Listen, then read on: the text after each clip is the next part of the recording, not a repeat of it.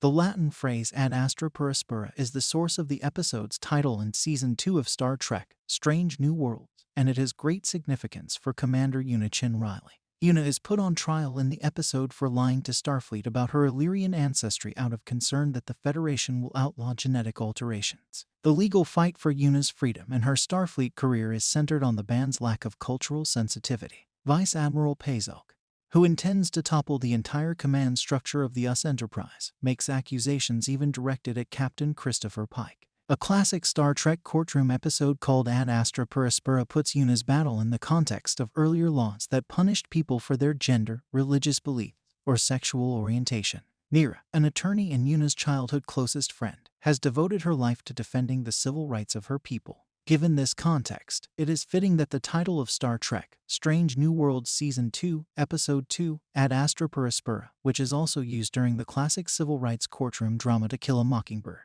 be taken from Latin. In addition, Una and Starfleet themselves find inspiration in the term. The phrase ad astra per aspera literally means to the stars through difficulty, but Star Trek, Strange New Worlds chooses the more sentimental sense of difficulty as hardship.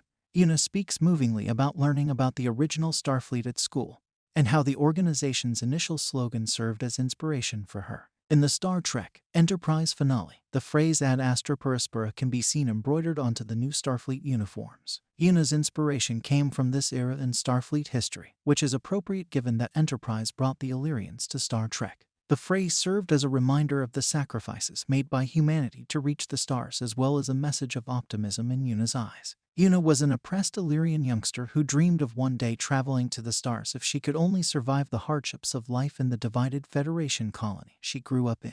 Una took the founding slogan of Starfleet to heart and envisioned herself one day leaving behind the harshness and division of life on Earth in favor of a more equitable and cohesive civilization inside Starfleet, something that she might lose at the conclusion of her trial. Una's faith in Starfleet as a body is well-founded because the organization ultimately rules in her favor at the end of the trial.